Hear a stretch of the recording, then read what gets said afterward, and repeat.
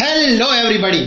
तो आज हम क्लास 9 की poem the road not taken by Robert Frost वो पढ़ने जा रहे हैं। चलिए शुरू करते हैं। Two roads diverge in a yellow wood and sorry I could not travel both and be one traveller long I stood and look down one as far as I could to where it bent in the undergrowth। तो एक बार जो poet है वो एक जंगल में से गुजर रहे थे। वो उस जगह पर पहुंच गए जहां से दो डायरेक्शन में, यानी कि एक जो रोड है वो दो डायरेक्शन में डिवाइड हो रहे थे।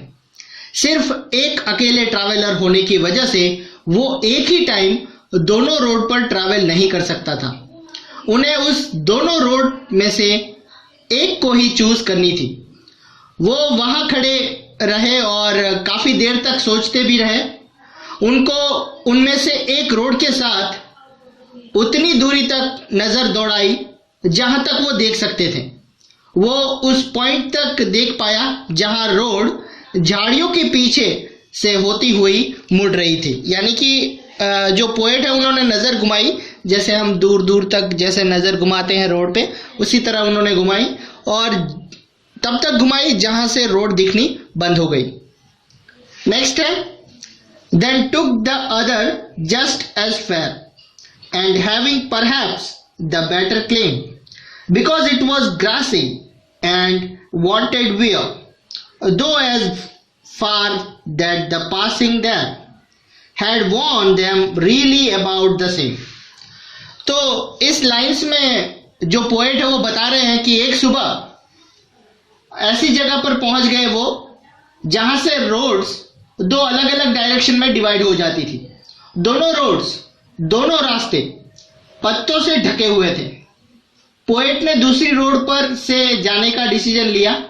ये रोड उतनी ही सुंदर थी जितनी कि दूसरी वाली रोड।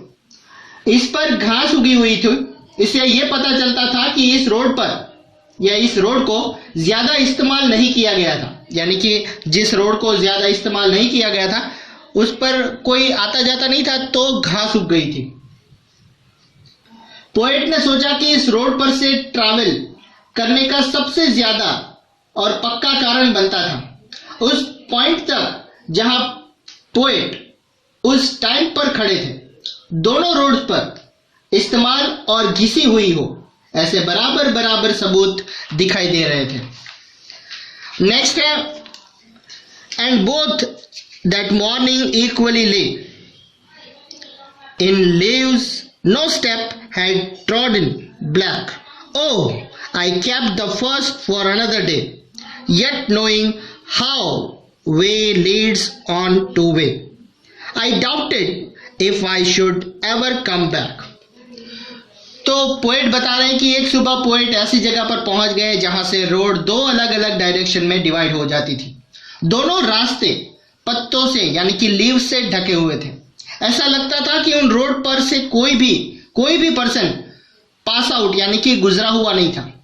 पोएट को उन दोनों रोड में से एक को चुनना था। उन्होंने दूसरी रोड पर जाने का डिसीजन लिया और पहली वाली रोड को किसी दूसरे दिन के लिए संभाल के रख लिया कि किसी और दिन मैं इसके ऊपर से चलूंगा। लेकिन उनको इस बात का पता था कि उनके लौट कर आने की कोई संभावना, कोई पॉसिबिलिटी नहीं थी। हर एक रोड में से एक नई रोड निकल आती थी और वापस लौटने की कोई संभावना नहीं होती। नेक्स्ट है I shall be telling this with a sigh somewhere ages and ages hence Two roads diverged in a wood and I took the one less traveled by and that has made all the difference।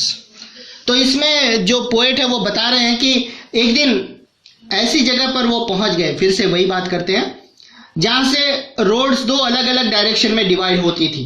दोनों रास्ते पत्तों से ढके हुए थे। Poet ने कम इस्तेमाल हुए रास्ते पर से जाने का डिसीजन लिया।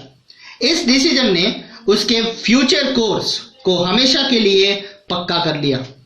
पोएट कहते हैं कि कई सालों बाद वो किसी जगह पर होगा तब वो पीछे मुड़कर देखेंगे और अपने इस डिसीजन की कहानी को याद करेंगे। उनको इस डिसीजन के बहुत डिफरेंस उन्होंने उसकी लाइफ में डाल दिया था। पोएट ये कहना चाहते हैं कि कोई भी पर्सन बीती हुई लाइफ को फिर से जी नहीं सकते थे। एक बार किया गया सिलेक्शन या डिसीजन हमेशा के लिए हो जाता है, इसे बाद में बदला नहीं जा सकता। सो स्टूडेंट्स, मैं भी इस पोएम के माध्यम से आपको यही बताऊंगा कि अपनी लाइफ में आप जो भी डिसीजन ले वो अपने दिल से ले, और एक बार डिसीजन लेने के बाद कभी पछतावा ना हो, ऐसा सोच समझ के अपना निर्णय करें। सो ये थी आपकी स्टोरी। आई होप आपको पसंद आई होगी, और जिस तरह से आप अपना प्यार देते आ रहे हैं, चैनल को सब्सक्राइब करके और कमेंट करके इस वीडियो को लाइक, शेयर और कमेंट करना बिल्कुल मत भूलिएगा। Thank you so much.